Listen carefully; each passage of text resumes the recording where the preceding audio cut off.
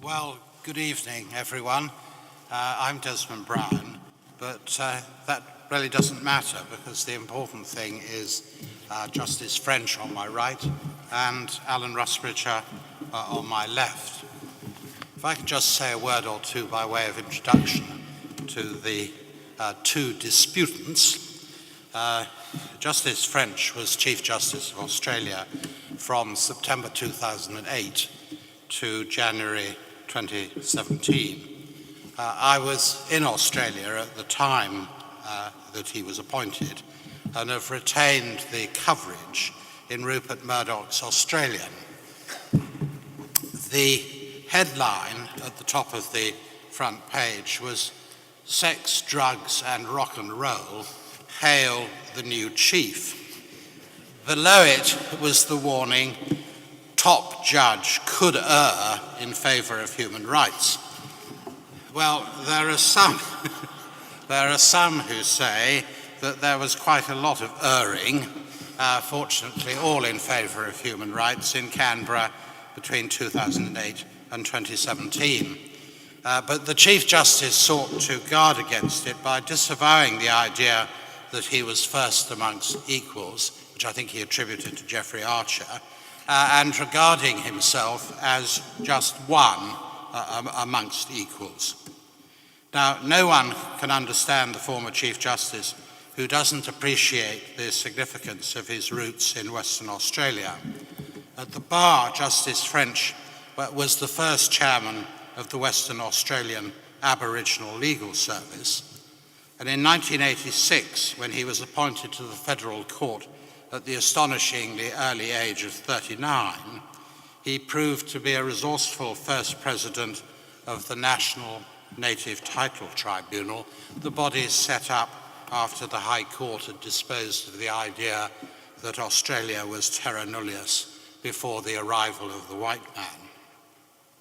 It is more than appropriate that the first Chief Justice of Australia from Western Australia should be married to the first woman to be called to the bar in that state. By all accounts, at the bar they made a great team.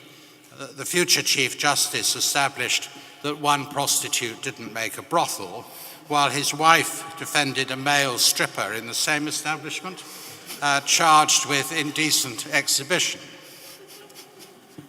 Since leaving Canberra, Justice French has joined the Court of Final Appeal of Hong Kong as a non-permanent judge.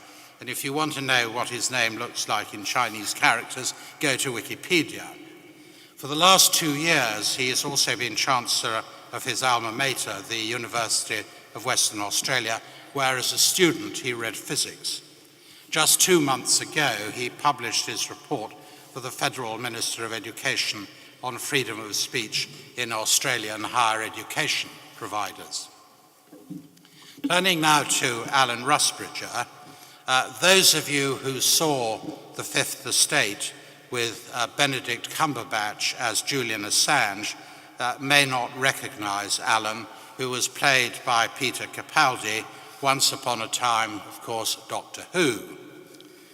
When Alan Rusbridger was born in Lusaka, then Northern Rhodesia in 1953, no one could possibly have seen that he would become editor of The Guardian and keep the chair for no less than 2 decades. In that role, no one can have thought more deeply about how traditional media would need to respond to the new ways of communicating news born of the revolutionary technology now available. On stepping down from The Guardian in 2015, he became principal of Lady Margaret Hall in Oxford, so he too is familiar with the challenges of free speech on a university campus. Incidentally, LMH does have a Steinway Grand, just what is needed by a man who learnt to play a Chopin ballade while still an active editor.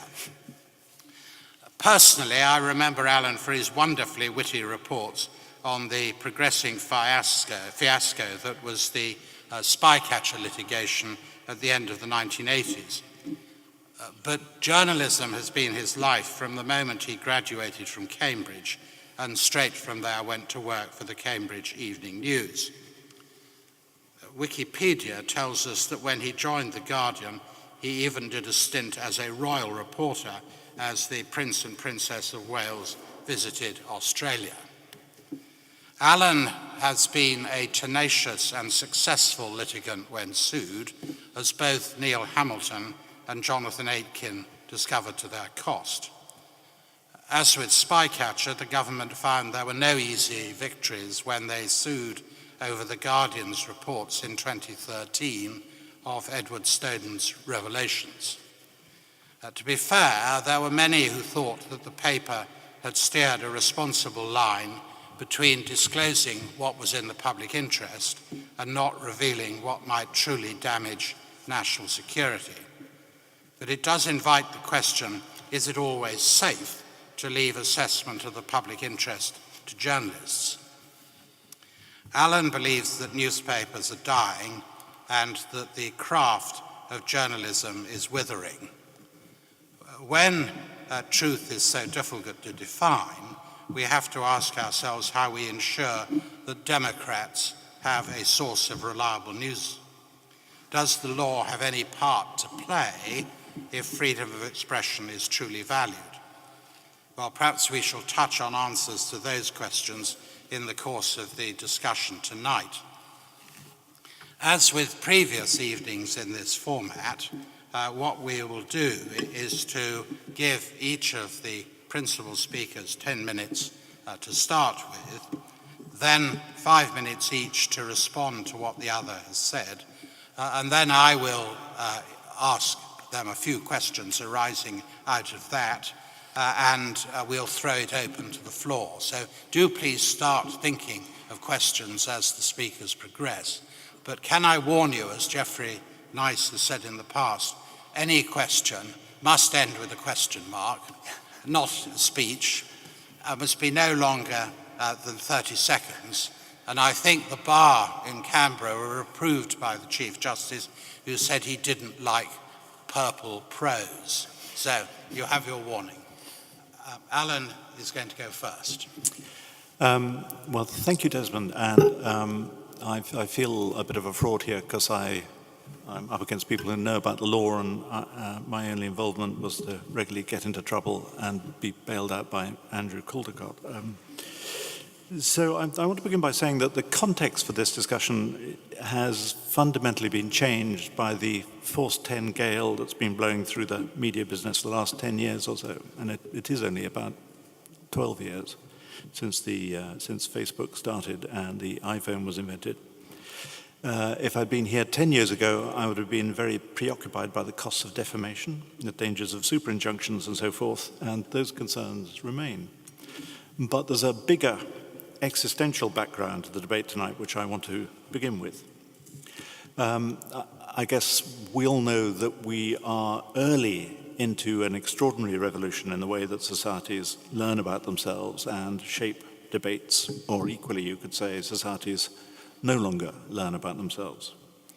In some ways, we're repeating the pattern of what happened after the invention of movable type in the 15th century, which led pretty swiftly to the development of copyright law and also to the Star Chamber, together with multiple forms of suppression and censorship, including heresy, seditious libel, and all other kinds of censorship.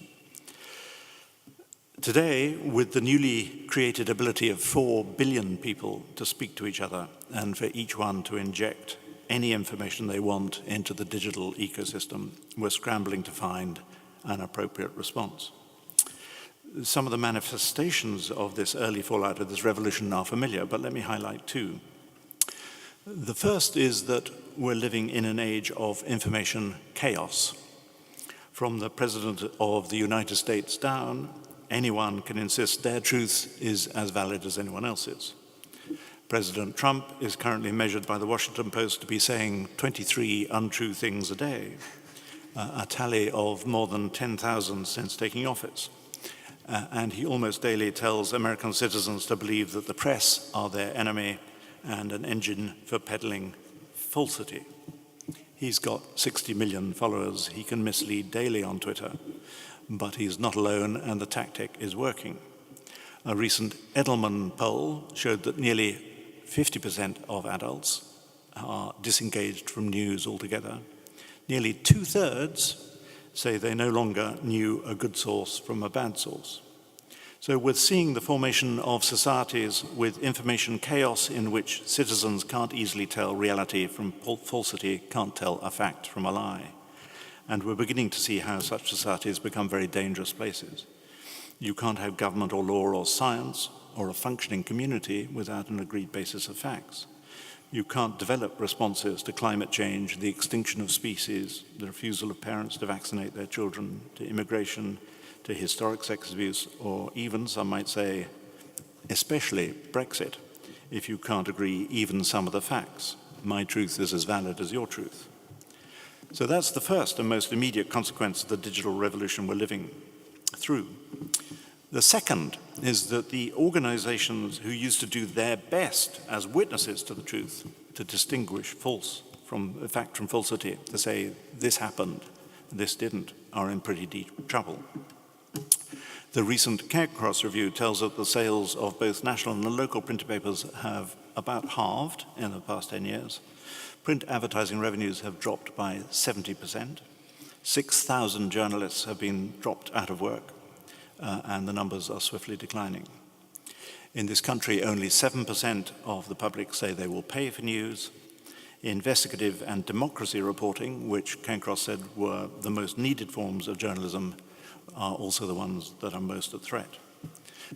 There are communities now with no verifiable sources of news. The Guardian wrote last week about Walsall, a community with 300,000 people, which once had 3 newspapers, now has none. It has a council, a magistrates' court, several MPs, but no dedicated journalists.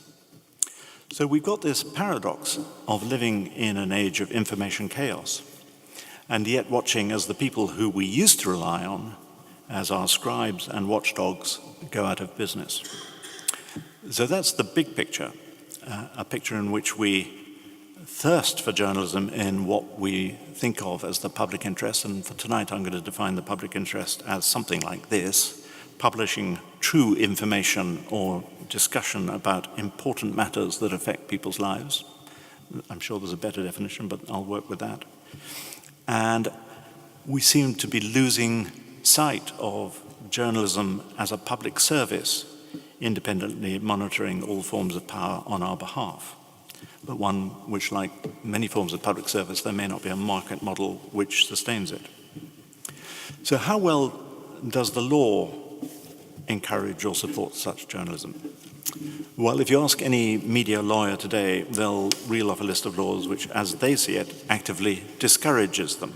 Laws which punish bad behavior by the press without sufficiently sheltering good behavior, which allow mainly wealthy people and bodies to create a protected space around themselves or their reputations or their data or their privacy, inhibit the ability of journalists to argue a public interest defense, and involve the expenditure and or risk of very considerable sums of money to defend journalism, which in today's climate there's much less of.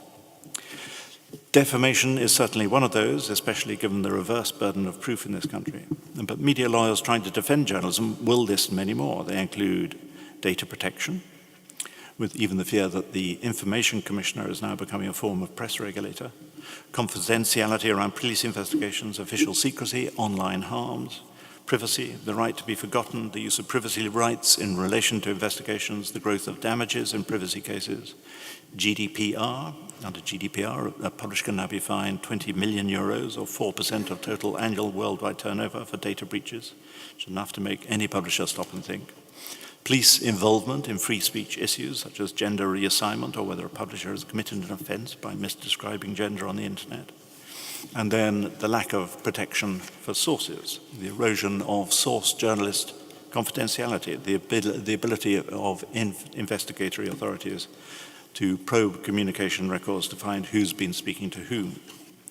So those are the sort of legal issues that any newspaper will now have to contend with when it does its best to keep societies informed and to monitor all forms of power on our behalf. When I became editor of The Guardian in 1995, the company had a single night barrister to scan copy pre-publication and employed no in-house lawyer at all. we had a retired foreign editor who managed to fend off most threats with occasional reference to firms of external solicitors. But it just simply wasn't enough work to justify having a greater resource. By the time I left in 2015, we had an in-house team of between 4 and half a dozen in the UK alone, and more in the US and in Australia. So over the years, we could still manage to invest considerable resources in writing about the corruption of Parliament, corporate tax avoidance, torture and rendition, undercover policing, modern slavery, phone hacking, corruption in arms deals, toxic dumping, ministerial bad behavior, food safety, bulk surveillance, police corruption, fake HIV medicines, and much more. All issues, I would say, of high public importance. We made some mistakes along the way, all journalism does, but nearly all of these stories were substantially, if not wholly, true in all respects. And in one or two, we actually understated the problem we were exposing. But in addition to the very considerable sums we spent on the journalism to unearth these stories, we spent far more in defending our reporting, because unless you could defend our reporting, there's no point in doing it. So in addition to the amount you actually spend on reporting and on lawyers, there's the amount you must be prepared to risk. And the calculus looks something like this. The cost of an investigation might be X. X is for many newspapers a sum that they can no longer afford. Then you have the cost of legaling it and seeing off a complainant. Let's call that Y. Y can be a significant deterrent. There was a parliamentary inquiry within the last 5 years where a lawyer for local newspapers said that actually if they got a legal letter from somebody, they folded immediately because they simply couldn't afford to go to lawyers to defend anything. And then you have the risk element, the prospect of a prolonged defense of litigation and possible trial, which you have to build in at the point of deciding whether to publish something. We can call that Z.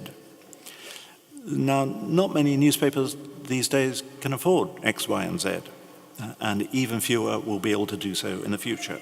So one of the most necessary forms of journalism, in the view of Cancross, is simply being priced out of existence.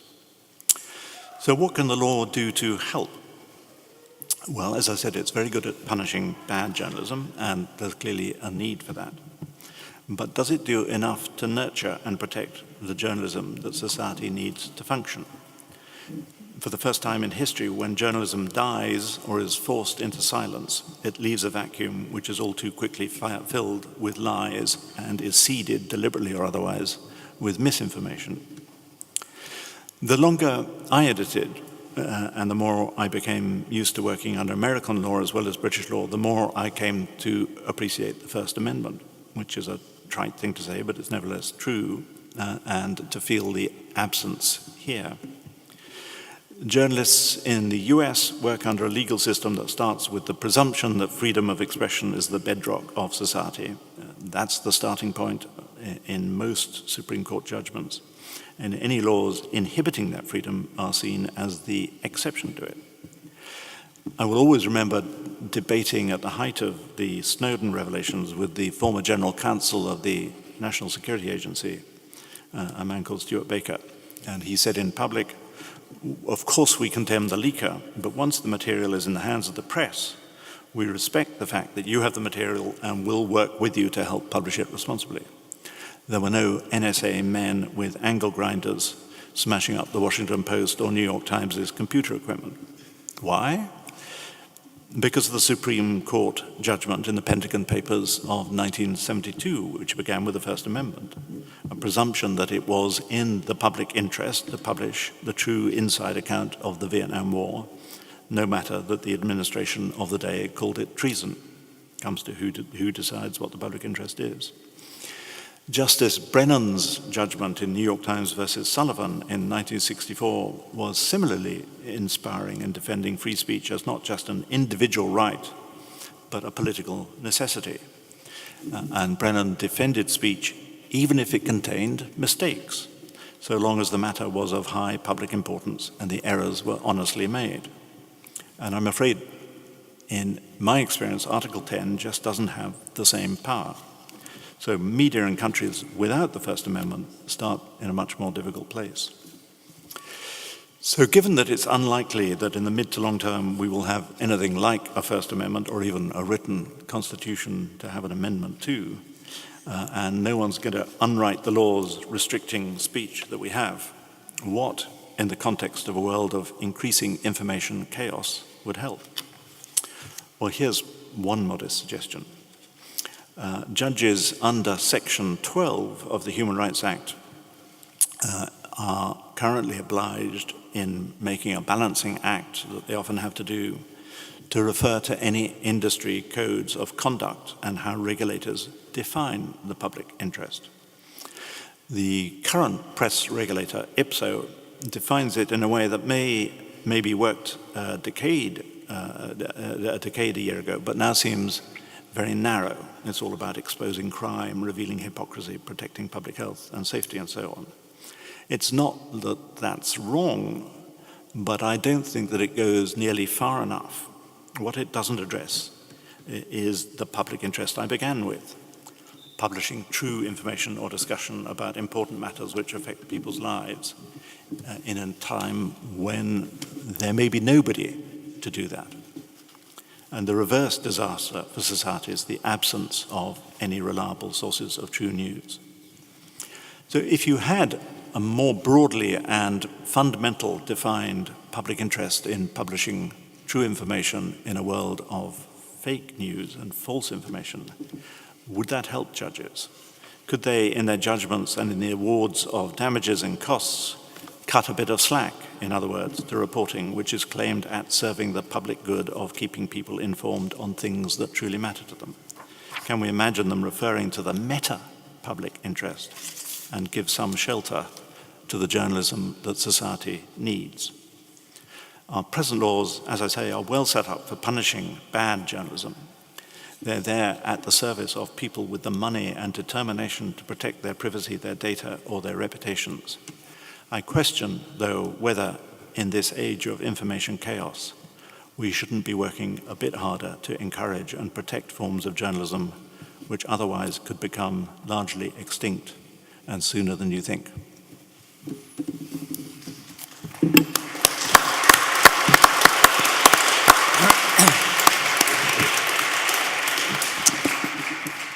Well, can I begin by reciprocating Alan's disclaimer, and that is to say I know little about the internal workings of the press and the industry, although I have been much informed recently by reading his fascinating book on the, which has an autobiographical strand on the changes to the industry since he began with, I think there was, what was the name of that first little journal for which you worked? The Cambridge Evening News. The Cambridge Evening News, that's right. And I think it was you, Alan, that might have spoken about the difficulty of explaining to students the processes by which movable type was set and watch their eyes glaze over as they focused on their iPads. Alan may well be also comforted to know that I had little to do as a practitioner with defamation law. My usual advice to the client was don't bother, you'll go to trial in 18 months and they can report it all again under absolute privilege. In fact, I only ever did one defamation case as a practitioner. I acted for the defendant who had bought a used car, which turned out to be quite unsatisfactory. It had an unhappy habit of stopping in the middle of intersections. And he was a fairly feisty American, and he started parading up and down outside the used car dealers saying, beware, Regent Motors unfair. And they turned the sprinklers on, they put cars, and then they ended up getting an injunction. We went to trial before a judge alone. The trial lasted for about 3 days. It was a new judge, not much experience, reserved on every evidential point. 5 months later, sadly, he died without having given judgment. The case was relisted a year later and we paid them $1 and everybody bore their own costs and off we went. So not all defamation cases are in the same category as that to which to which Alan has referred. In fact, there are some interesting statistics in Australia about the range of defamation claims that are made in relation to the press, and certainly a lot of them are at the smaller end of the scale, although why anybody would want to risk their fortunes unless it really does go fundamentally to reputation in a way that is otherwise irreparable, I don't know. We are engaging on from somewhat different perspectives. I'm wanting to approach our discussion from the perspective of freedom of speech initially as a fundamental human freedom. Say a few words about its subjection to power, legislative power, institutional power, and social power, such as the power of social media, and to make some specific reference to power exercised over people's freedom of speech in their capacity as employees, and in the context of my recent report on freedom of speech in universities in Australia, in relation particularly to academics, although the high-profile questions tend to concern the speech of visiting speakers to campuses. And also to raise a question to which I do not know the answer in relation to the freedom of speech of journalists as employees. Of course, we tend to see discourse about the media in Australia through the prism of high concentrations of media power. Of course, we have the Fairfax, or what used to be the Fairfax group on one side, and on the other side we have the Murdoch lot, and then there's the online Guardian and so forth. So there are different sorts of animals inhabiting that particular menagerie.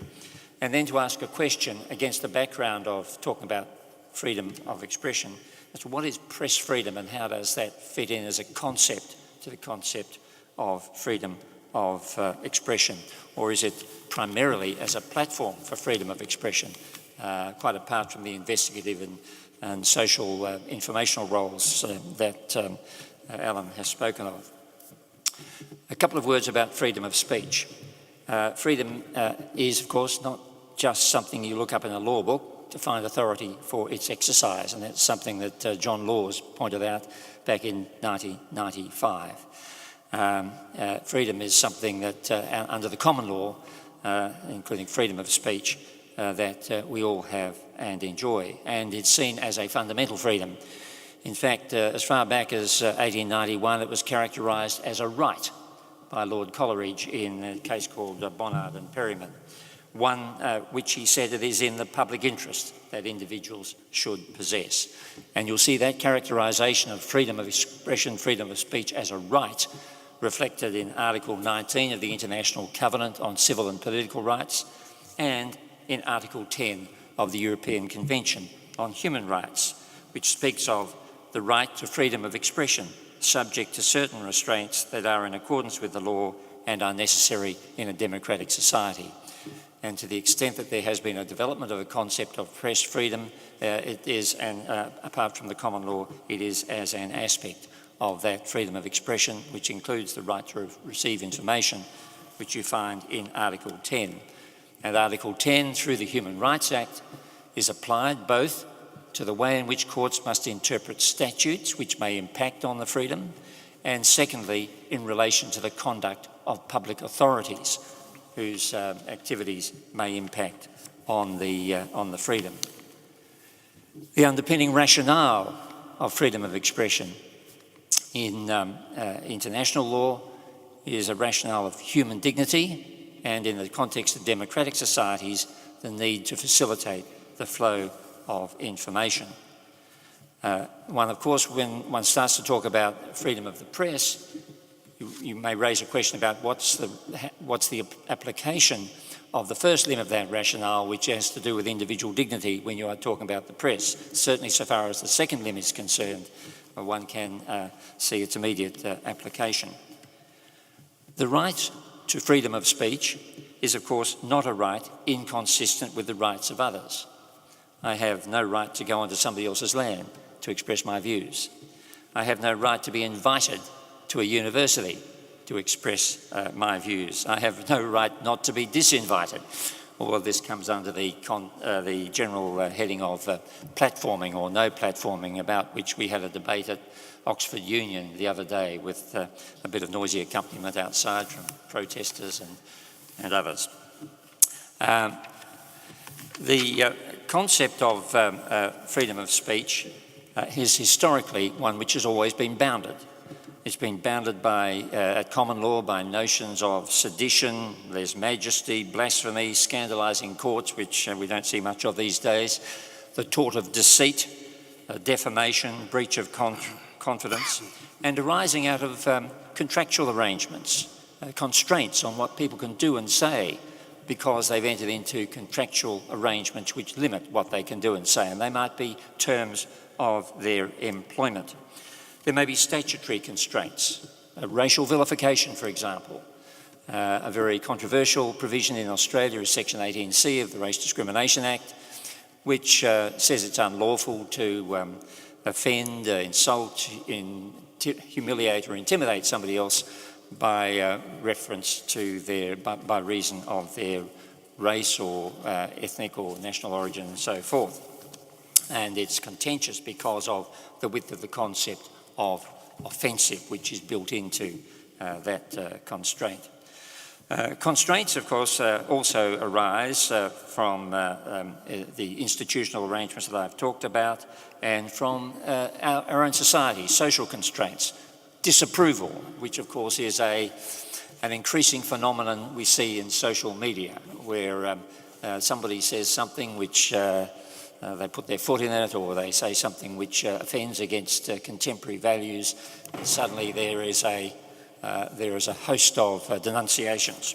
And those things themselves can give rise to a degree of self-censorship. It may be a good thing, self-censorship in some circumstances. In other circumstances, it may widen the net of constraint too far. And every constraint that is created by law or by convention is accompanied by the exercise of power in somebody who enforces that constraint. It may be a government agency enforcing a law, for example, a law against racial vilification. It may be a court which hears a defamation action, or a claim for a negligent misstatement, or hearing a case in deceit.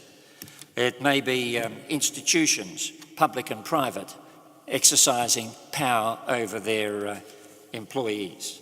And media outlets themselves can, through their power of disapproval and comment, also exercise power, communicative power, as one writer called it, in relation to freedom of expression by others. Now, I'm not saying that is a bad thing. I'm just saying that one has to accept that with every constraint, there seems to be a correlative power and somebody exercising that power.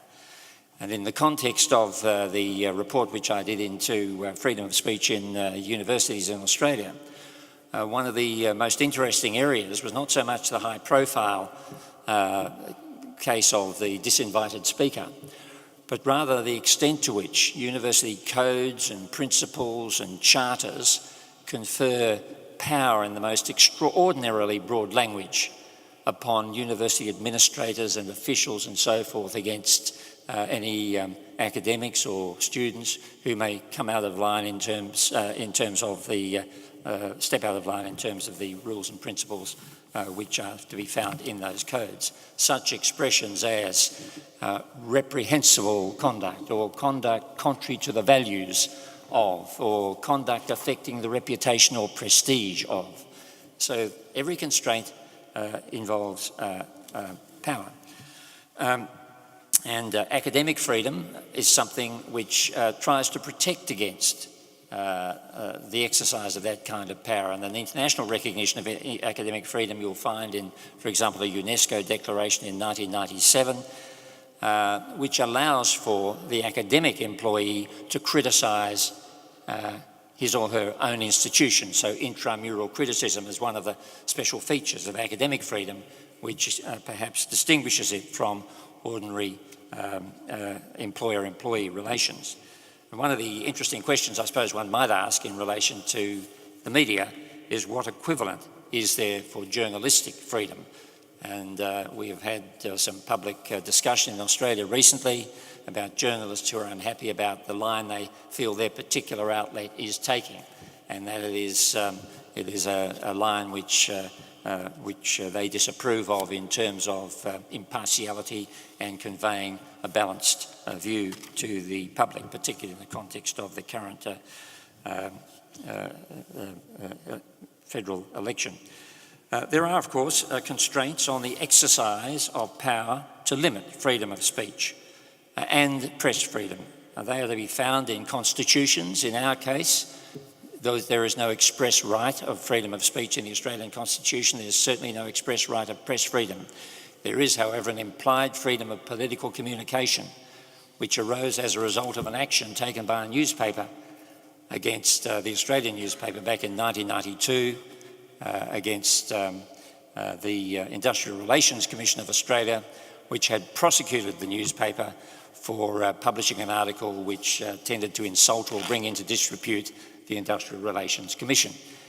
That led to the evolution of an implied principle that no legislature in Australia can burden the freedom of political communication unless it does so for a legitimate end and in a way that is reasonable and appropriately adapted to the purposes of a representative democracy for which the Constitution provides.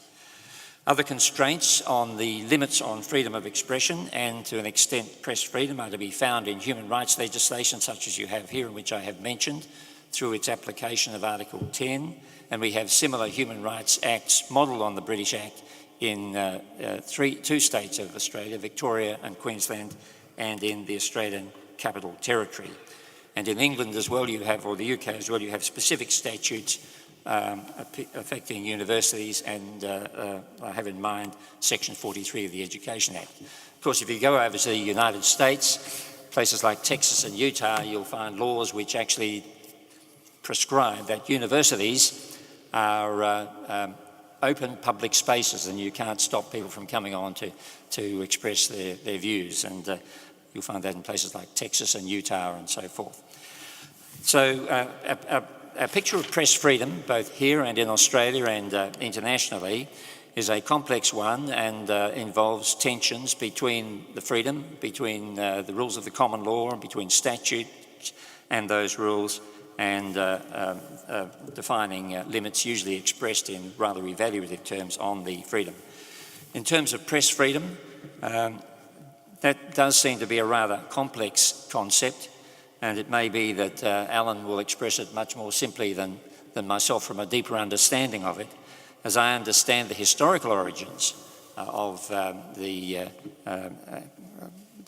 press freedom movement, as it were, have to do with resistance to state licensing of newspapers and the John Milton's famous Areopagitica, and the seditious libel, which was a tool against criticism of government, and which led us to the elevation of the press to the almost constitutional status of the Fourth Estate, holding the others to account.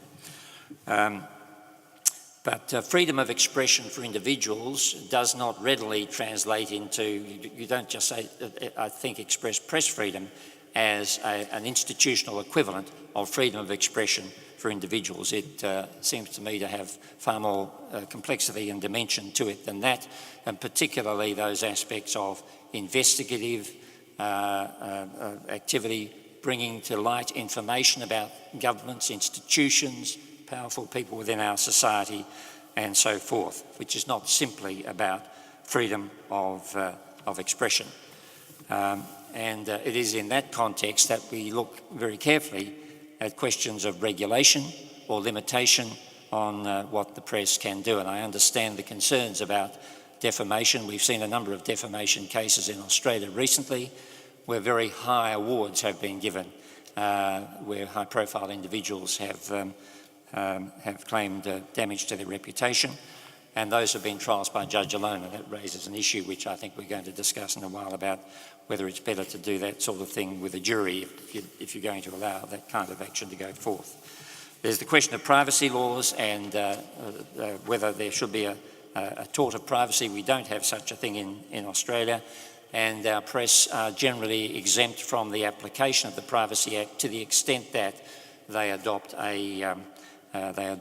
industry codes, which they have through the Australian Press Council and the Australian media regulatory body. There's much to talk about, and I think there is intersection between the different topics that we have discussed, and perhaps we can start looking at that now. Alan, anything by way of riposte to what Justice French has said? Well, there's so much there. I was interested in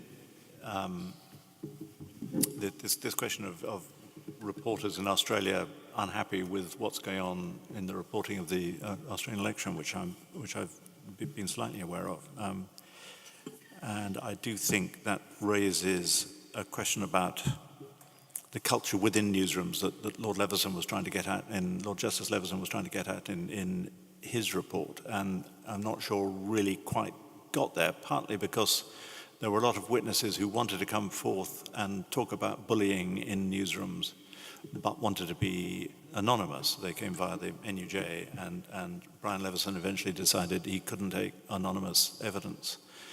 But I do think, for whatever reason, I think probably due to ownership, newspapers are fairly bullying places, and quite a lot of bad things are allowed to flourish within newsrooms because of that.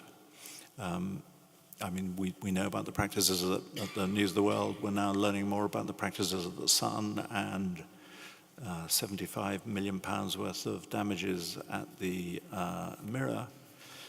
But there's also a chapter in my book about the Telegraph, which was a great newspaper, but really became a corrupt newspaper because the commercial department effectively took it over and started calling the editorial shots.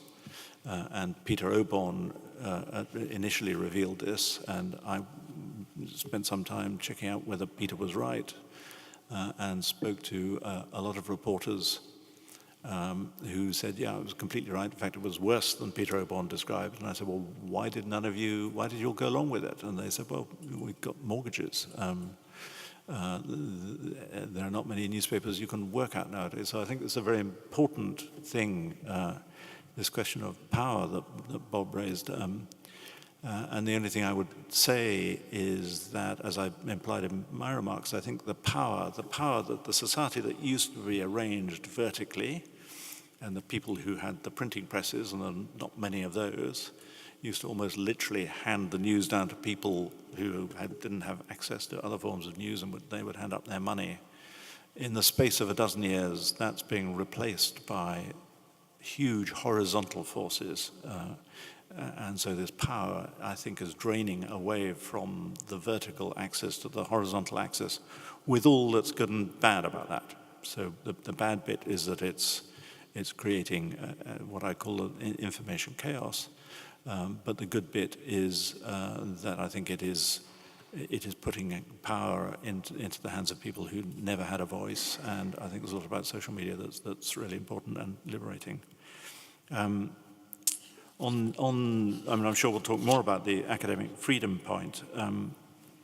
It really strikes me, sitting in Oxford, how freedom of expression, in the way that Bob has framed it, which is such a fundamental concept, is not taught to 18-year-olds. There are 18, 19, 20-year-olds doing PPE in Oxford who have never really thought about freedom of expression. And I don't know how our curriculum has allowed that to happen. But they have many more concerns about offence and about identity politics and all that. And when you start talking about the fundamental importance of freedom of information, even at Oxford, people look at you a bit blankly. and are surprised to learn about it. So I think there's we in this room may take a lot of that for granted, but I'm not sure the generation coming up have had that drilled into them, and we might want to reflect on why that is. I suppose one of the questions that one might pose is whether you could see developing, it would have to come from journalists themselves, I suppose, a journalistic equivalent of academic freedom. Because academic freedom really is a kind of qualification on the ordinary employer-employee relationship, which puts the academic, who is a participatory member of the university, in a somewhat different role from that of the regular employer-employee relationship, and particularly with this role of intramural criticism. But the politics may not work for that sort of proposition. As to the second comment you made concerning contemporary understandings of freedom of expression amongst, as it were, the rising generation, I don't think it's confined to the rising generation. That problem, I proposed a model code for universities, which might be a voluntary code, and which would inform the exercise of all powers and discretions within universities where they might impact on freedom of expression. And the formula that I proposed was that freedom of expression is the university recognised freedom of expression as a paramount value, and then subject to reasonable and proportionate regulation within various legitimate areas.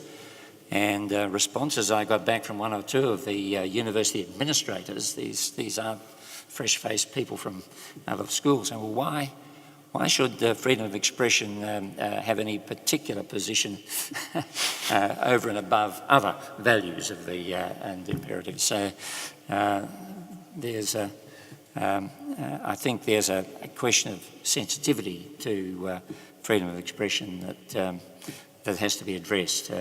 But certainly, I think with the rising generation, there is a need to look at it, because there are all kinds of sophisticated arguments one can deploy for restricting people's freedom of expression, and some of them are legitimate arguments. You know, that there in certain forms of expression are inconsistent with inclusivity for people who have certain vulnerabilities or protected attributes, as I think the term is used in your Equality Act here. And then an argument is run that for some people, they are, some of these vulnerable people are, as it were, inhibited in their own ability to express themselves because they feel marginalised by these horrible things that are being said by very loudmouth people who come to the university and start talking adversely about that class of person. There are arguments that are legitimate, but one has to be very careful about how far they're pushed, because they end up becoming a basis for saying freedom of expression is just one value among a bunch of others. When you talk about freedom of expression being a paramount value, do you mean that it's a trump card, and if it can be outweighed, what is it outweighed by? Well, it's, I use the term paramount value in the same way that the term is used, I think, at Yale University in their freedom of speech policy, and it's been used in the High Court. And nobody would say that freedom of speech trumps everything. Plainly, freedom of speech has always been subject to qualification, restriction, limitation, for a whole variety of reasons, good and bad, and I mentioned some of those earlier. In the model code which I proposed for the universities, put freedom of speech as a paramount value. In other words, there's a presumption, if you like, in favour of it, but subject to reasonable regulation to ensure that what is said complies with the law, for a start. It has to be lawful speech. Secondly, that if you're talking about something that somebody within the campus has said, or a visitor is proposing to say, that it is consistent with the university's mission and purpose and doesn't undermine it, and that it's not going to be speech, for example, which gratuitously offends, insults or humiliates people and has no other valuable purpose to serve. So there's reasonable regulation may authorise a university to say, well, we're not going to, as it were, allow open slather just because somebody wants to say this. So it doesn't trump everything. Alan, Justice French referred to the 1986 Education Act, which obliges those governing universities to take such steps as are reasonably practicable to ensure that freedom of speech within the law is secured for members, students and employees and visiting speakers. But what does Oxford do to comply with that statutory obligation? Well, that's also enshrined in Oxford's own policies on free speech. So I think Oxford is very pro-free speech. And in a way it intersects with the whole prevent legislation, which we participate in and or put up with.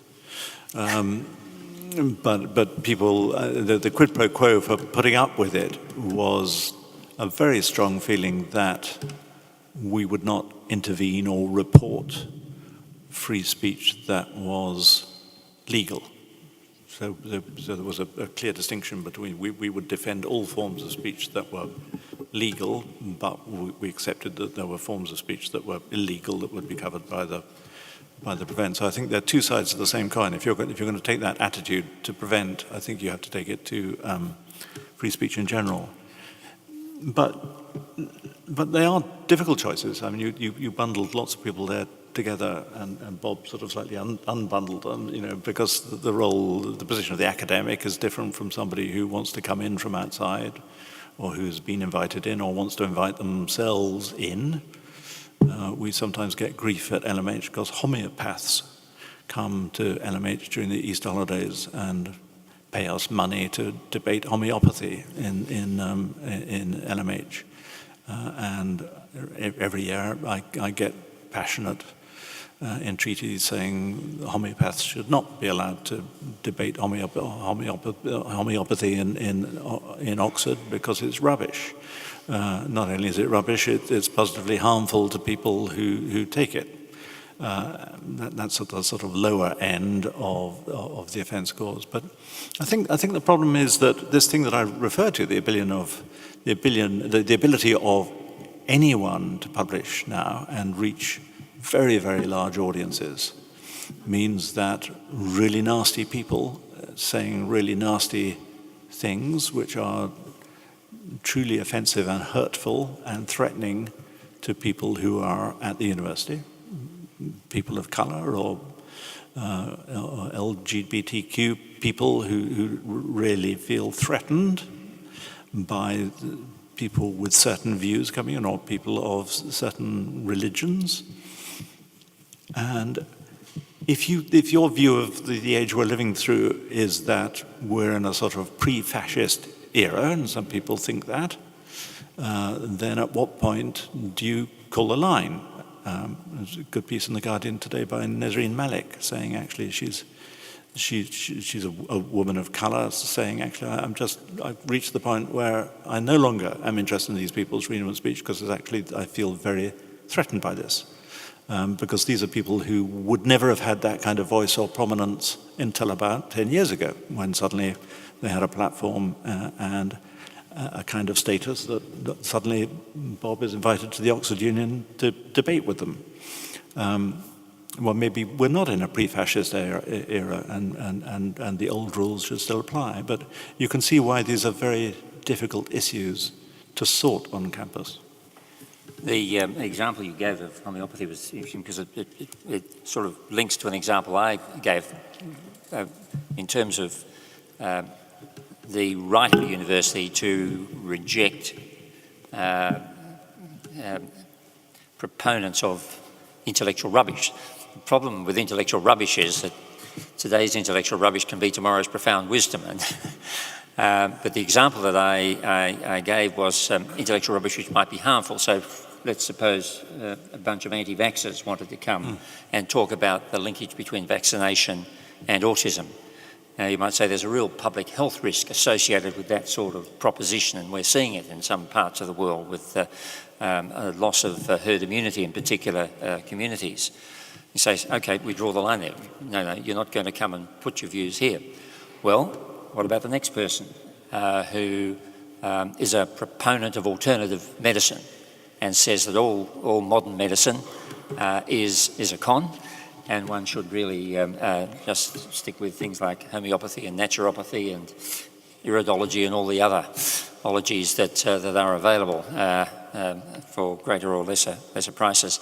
So the problem is really a judgment call when it comes to putting limits on lawful freedom, on lawful speech within the context of an institution whose availability, whose provision of a platform might be seen by some to give some credibility or authority to that proposition. I was pleased to see that the Oxford Union, and some might think this an over-restrictive approach, but they did reject a suggestion for a debate led by a proponent of the view that aliens are breeding with humans to produce hybrids who are moving about in our society and who are deeply concerned about climate change. We still have our standards. Alan, Justice French pointed out in his report that there's an Oxford University statute which bans harassment, which is defined, amongst other things, as creating a humiliating or offensive environment. The judge pointed out that the concept of an offensive environment wasn't easy to grasp. Was that a fair criticism? Well, I think these are difficult judgments. So if somebody wants to come to LMH who has a track record of being Islamophobic, how Islamophobic do they have to be before you say, well, actually, we don't want you here because we have Muslims here who are going to feel offended and threatened by your presence? Does it matter if they're just speaking to other Islamophobes? Does it matter if they're proselytizing? Does it matter if they're teaching other people? Does it matter if they're allowed to speak unchallenged? Would it be all right if they came and they were challenged? So I think what seems like a sort of easy presumption of freedom of expression, which is naturally where my sympathies lie, sometimes become quite difficult and have to be judged case by case. Well, there was an Australian Attorney General who said everyone had the right to be a bigot. Do you subscribe to that? I once sort of half defended him because I thought if he'd said everybody is free to have bigoted views, he might have got into a lot less trouble than he did, because everybody is free to be a bigot in the sense of hold bigoted views. It's when you translate them into action that the question of your rights and your freedoms and their proper limits, whether by legal judgment or moral judgment, arises. But I think I knew what he meant to say, but he got into a lot of trouble for what he did actually say. Shall we move on to the question of jury trial? The Guardian were very critical of Australian libel law in the aftermath of the Geoffrey Rush case. And that, as Justice French has pointed out, was an award by a judge alone of a sum which is equivalent to £465,000. I think that's more than the ceiling of any English judge alone award these days. The Guardian called the Australian law of defamation needlessly complex and demanding, notoriously complicated and strict. Can you sympathise with that? Well, can I begin by saying I won't comment on the Rush case because the Rush case is under appeal. There have been quite a number of cases recently, incidentally, where there have been trials by a judge alone and they've tended to be heard in the federal court, and maybe that's been a forum choice. In Australia, though, even where you have a jury trial under the Uniform Defamation Acts, the judge still determines the damages. Now the question of, and there's a cap on the non-economic loss component, although that can be exceeded. Those uniform defamation laws are currently being reviewed by a committee set up by the Australian State and Territory Attorneys General. So we'll see what direction that takes. All sorts of submissions are being put in. There's no doubt, without commenting on recent cases, that there has been over the years an enormous amount of complexity generated in our defamation law in Australia. And it seems to be more of it in New South Wales perhaps than anywhere else. And a lot of debate about pleadings, arguments, debates about imputations and so forth. I remember sitting on a special leave application a few years ago where a politician had accused a union leader of engaging in thuggery and intimidating people in their homes. And he was sued for defamation. And in his defence, he put what's called a contextual truth defence. He said, well, anyway, you're a thug. So he was going to run, if he could establish the truth, that the proposition that the man was a thug, then he would suffer no loss by being called a thug who intimidated people in their homes. They spent 2 years arguing about whether that defence was available and came to the High Court. And I remember asking counsel, this is the difference between thuggery and thuggery with home visits that has been occupying us for all of this time. So there was a lot of that. I think that's been simplified under a good deal under the uniform defamation laws.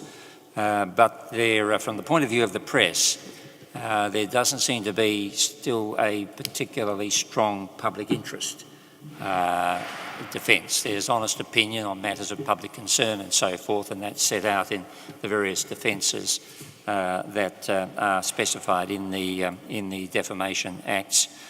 I think one of the comments that I think it was Judge Wigney made in giving the judgment that he did in the case was that it's a case that shouldn't have come to court, since the judicial process is not necessarily the best process for trying to resolve the kinds of disputes and difficulties that can arise when somebody's reputation is traduced in a way that they feel is unfair and damaging and that can't be, that requires some sort of public vindication. Now we have got measures about provisions in our legislation about notices of concern and provisions for publishers to make amends and also for apologies to be made without an admission of liability. So there's a statutory provision for those things. But the litigation machine is still rolling on, and I've no doubt that recent cases will lead to some further re-examination of it.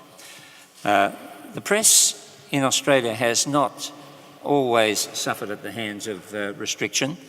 It was the press that really got the implied freedom of political communication in place, and that implied freedom itself expanded the qualified privilege available to people who were said to have defamed public figures, and that came out of the case involving Lange, the former Prime Minister of New Zealand, who took on the ABC, and that became a leading case.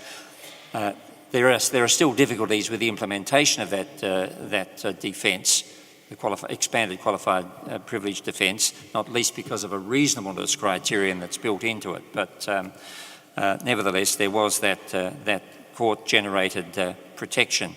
The second interesting protection was generated quite a few years ago when we brought in a Trade Practices Act, which provided that a corporation shall not in trade or commerce engage in conduct that is misleading or deceptive or likely to mislead or deceive. Now, some defamation plaintiff lawyers actually took on the press using that provision, and they, I think a cruise line, sued a newspaper over its report of an alleged horror cruise that had occurred. This was back in the 1980s.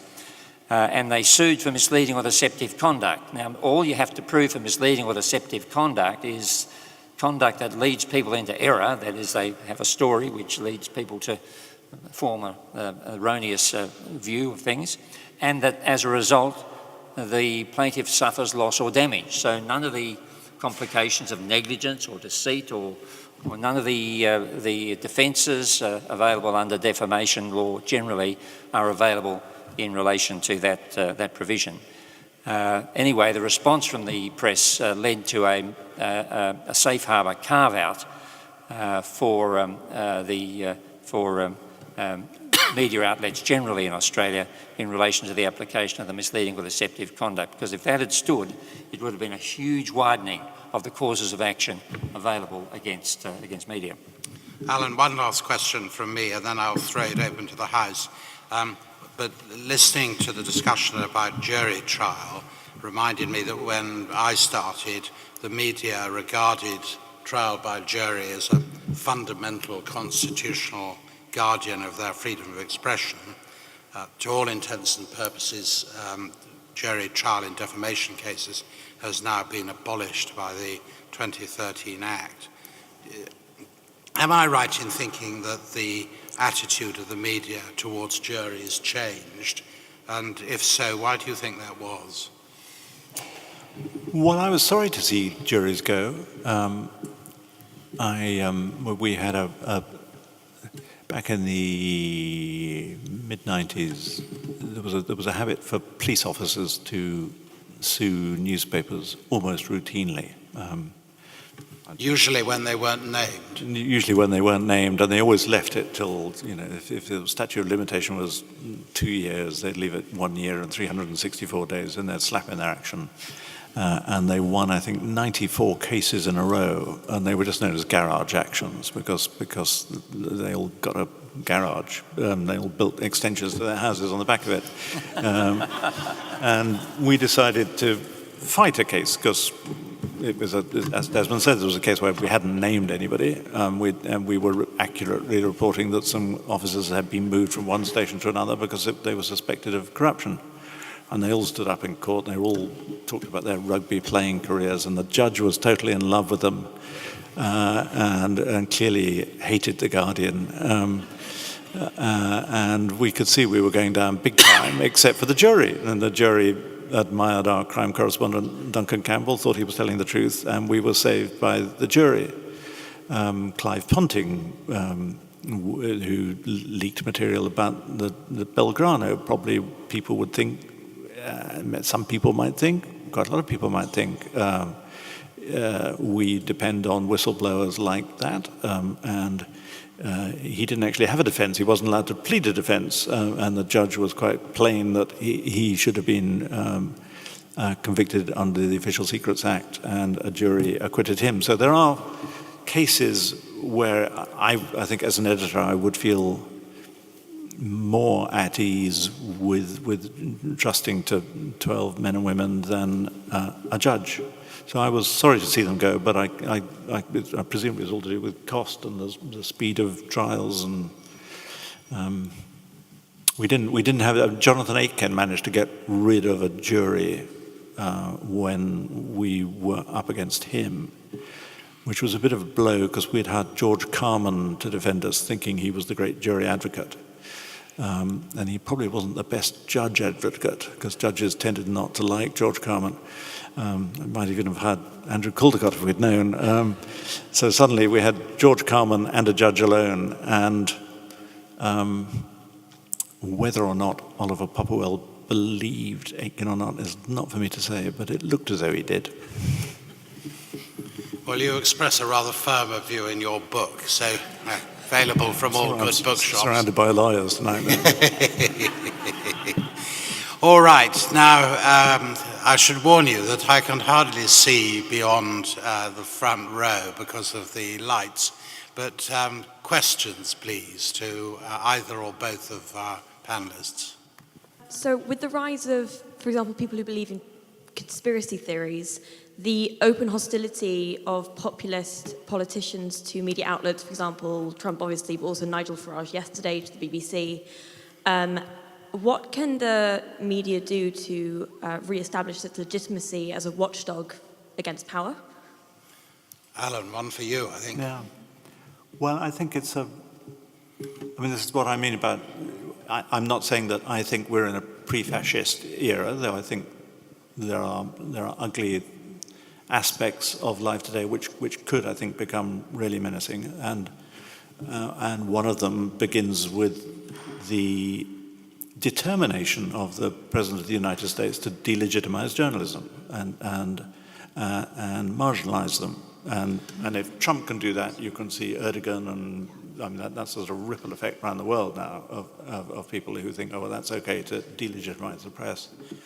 And in the last week, I think you're referring to it, we've seen Ben Shapiro against Andrew Neil and Farage against Maher, just treating, I'm not even going to engage with journalists because I'm going to speak directly to the audience and your impertinence in asking me questions. So the same thing is at the root of just marginalizing the right of journalists to ask any questions and just using the platform they have. And I think that's a critical thing for the BBC to sort out. I think to react to that, because the BBC should not be giving a platform to people who just brush aside the journalists in order to speak to people and create this atmosphere of delegitimizing journalists. And I thought Andrew Neil responded quite well to that. Andrew Marr looked flattened by it. And that's really disturbing. Has anything like that happened in Australia in the election campaign? Not that I've seen reported. The problem for us, I think, is that a number of our major media outlets tend to speak to particular constituencies. I don't want to sort of oversimplify, it's a little bit more complicated than that, but there are people I know who will just read one particular outlet because that's their comfortable echo chamber, and others who will only read another. And so you get these silos. And the role of independent journalism in holding the powerful to account, I think, is diminished when the outlets allow themselves, or their proprietors require them to be oriented in that way. And so, the BBC, of course, and like the ABC, they're in a different situation. They're public broadcasters. But certainly in the wider sphere, it seems to me that there are. When I pick up my iPad in the morning and look at the Australian newspapers, I will quickly read 3 or 4 of them online because each of them has a particular slant, so I want to get a variety of perspectives. But I know that they have a particular predictable slant in the news stories they select and the opinions that they offer. There's one which sort of sits in the middle, I think, and that's the Australian Financial Review, which doesn't seem to be running a line one way or the other. But the kind of response to the populist leader of which you speak is made harder when you have a fragmented industry and it's fragmented into for and against. This is really largely directed at you, Alan, if I may, but you talked about the demise of newspapers. Do you think there's also been, to some extent, a demise of journalism with the 24-hour news, with the perhaps inability to distinguish between what the public interest is and what may interest the public? An example recently has been the leaking at the government level, which Gavin Williamson was blamed for in the security meetings. And it was all very interesting, who did it, and was it him, and on my life of my children. But what about the actual underlying news, which was the fact that the Chinese company, Huai, or whatever their pronunciation is, might be entering into the possibly interfering in the security of the country? I've seen very little discussed about that part of the slightly more serious aspect of this than who leaked it. And I wonder whether journalists over the last few years have been slightly superficial in their approach to news, perhaps because they're filling the black hole of 24-hour news, I don't know.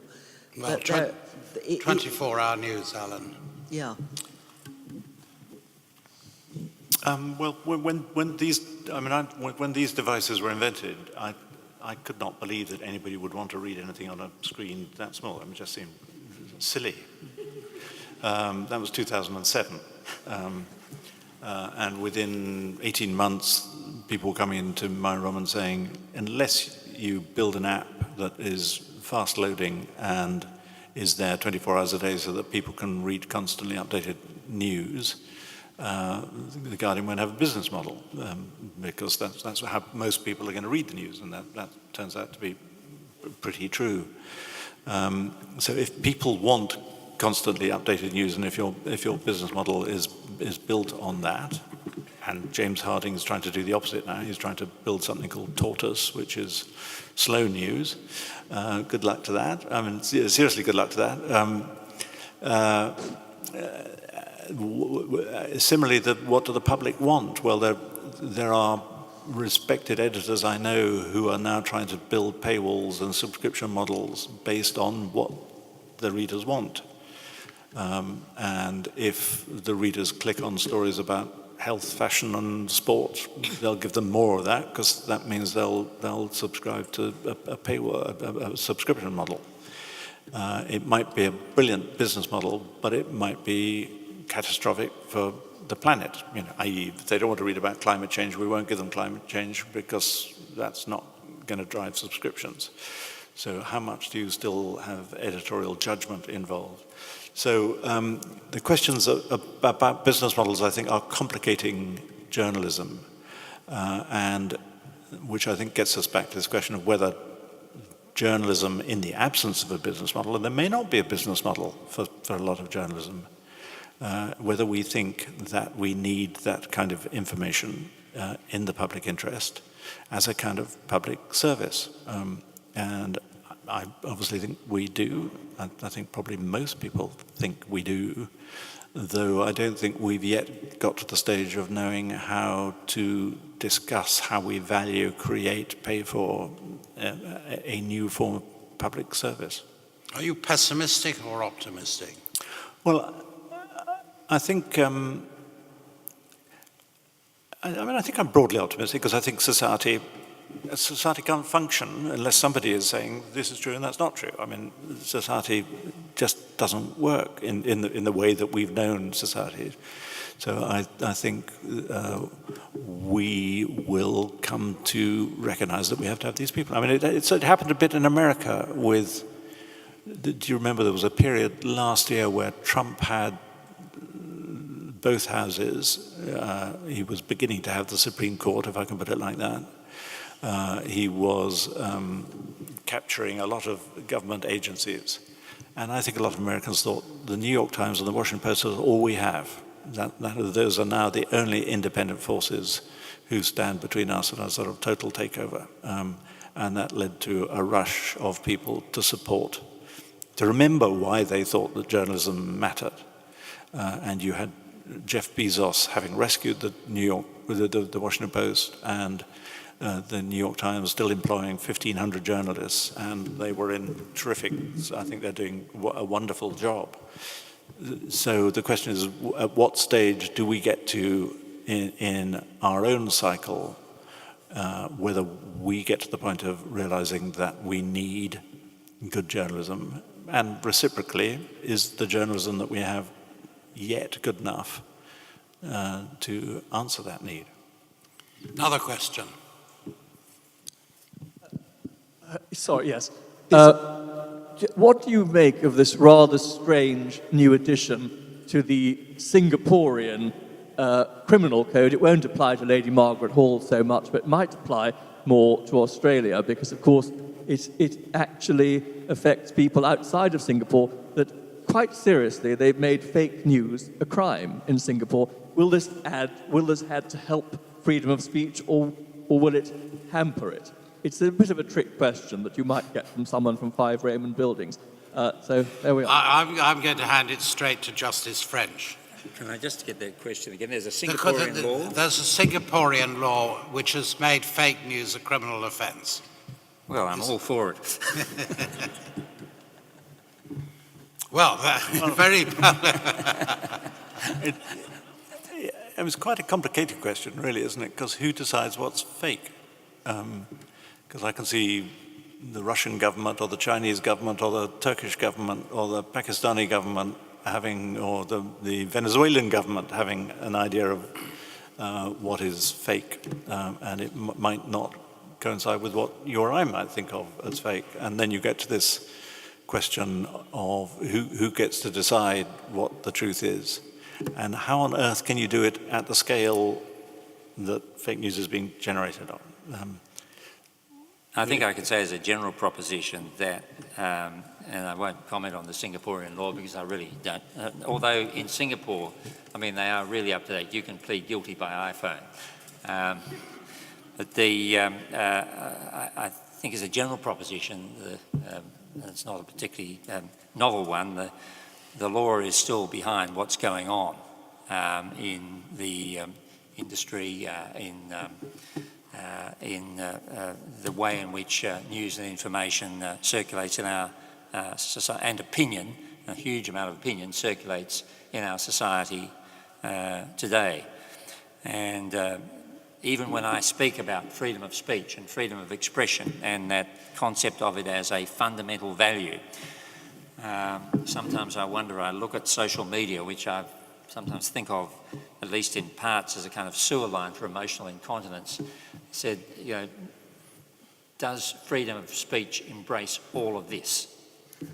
Now, the problem is, the moment the law steps in, you get constraints, and then you get people exercising power, as I said before, and once people start to exercise power, in applying constraints, the limits start to close in.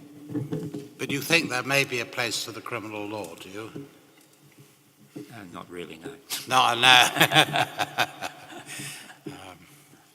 But I believe in Australia it's still, there's still a crime of criminal libel, isn't there, in some states?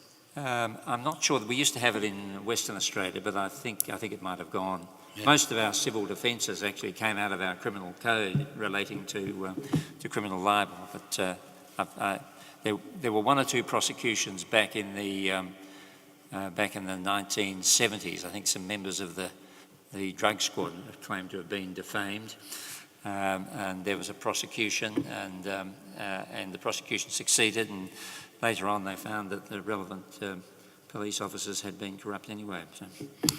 Now, Henrietta, there's somebody just in front of you. Drawing on the themes of the previous questions, and to go back to something that Justice French said, in respect of the media being slanted, the reality of the global media landscape is that it's not just slanted, but that it's agenda-driven, whether a corporatist agenda from the likes of Fox News or a state-driven agenda from the likes of Russia Today. Does that mean that there is, or even should be, a scope for the evolution for freedom of speech to include an element of freedom from bias? Well, how would you enforce that if you go along with the premise? Alan?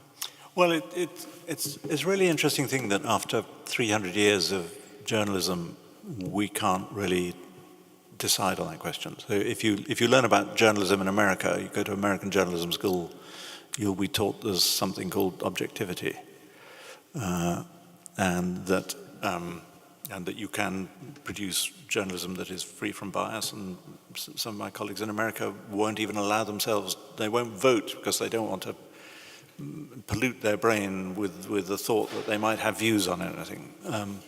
You tell that to a British journalist, they laugh. They say, but there isn't anything called objectivity. The moment you write the first sentence of a story, you're making a subjective decision about what the facts you're going to include and the facts that you aren't, and the ordering of them. Isn't it more honest to have the British system and the Australian system where you can be upfront and say, well, okay, this is where I'm coming from. That's more honest than pretending that I don't have a view on this. and you can judge whether you want to believe me or not. So after 300 years of journalism, you've got two different systems, and sometimes two different systems within one country. So here we had the BBC that claims to be impartial. I think it does a pretty good job at that, but lots of people don't agree. And a press that's fairly opinionated. In America, it's the other way around. You have the New York Times trying to be like the BBC, and you have Fox News and broadcast media being very opinionated. And I sort of think that providing you've got both, you're okay. If we just had Fox News or we only had the Daily Mail, I would be worried. But I think, you know, those who snipe at the BBC should be careful in case they get what they wish for. One last question.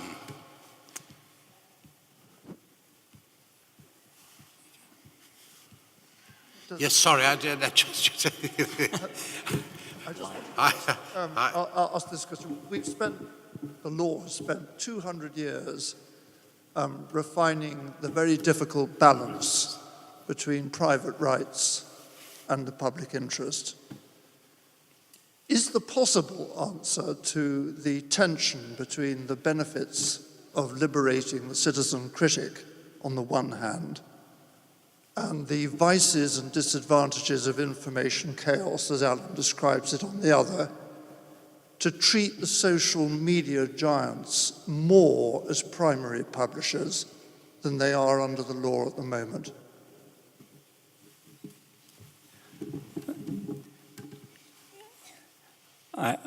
My initial response is yes, but with the qualification that if they are to be treated as primary publishers, what are the criteria which they are going to apply to limit what is said on their platform? So simply saying we treat you as primary publishers, what does that drag in? Does that drag in the whole existing array of common law and statutory constraints, or do you have to think about whether you need a bespoke solution to how they do? I really don't know the answer to that. I imagine it would take a while to sort out. But I think prima facie it's a very worthwhile approach to examine. Do you feel you could sort it out, Alan? Well, I'm not sure I agree, because Facebook is publishing whatever it is, a billion pieces of content every day. So how can you ask them, treat them as though they're editors and responsible for every piece of that content in 150 jurisdictions across the world, each of which would be wildly different in what they would consider to be true or acceptable. I mean, it may come to that if Facebook can't sort themselves out. And Facebook can probably afford it, but I don't think Twitter can. So if you start saying Facebook has to behave like a newspaper and be held accountable in the same way that a newspaper is in 150 different jurisdictions, that's the end of Twitter. And personally, I think Twitter's by and large a very valuable thing and gives millions of people a voice they never had. So I would rather begin by encouraging the social media companies to establish their own norms and to hold them to those norms and be more transparent about their algorithms and their methods than to insist that by next Monday they've got to have this sorted out. I mean, they've created something which the world has never seen before. And to suddenly say, well, we're going to regulate you or punish you according to laws designed for a completely different kind of information system, and to insist that that has to happen immediately, I think could be terribly destructive. Who was it in your book you quoted as saying that Twitter was like a lavatory wall? Oh, that was he's called Godfrey Bloom. He was so extreme he got thrown out of UKIP.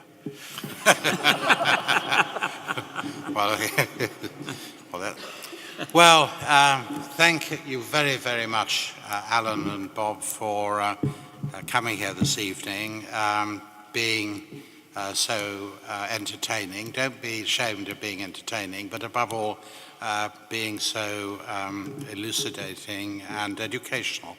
Thank you both very, very much. And if the Bar Standards Board want to ask, I'd say that this is a session which fully justifies all the points that the other... they're looking for. Thank you very much. Thank you.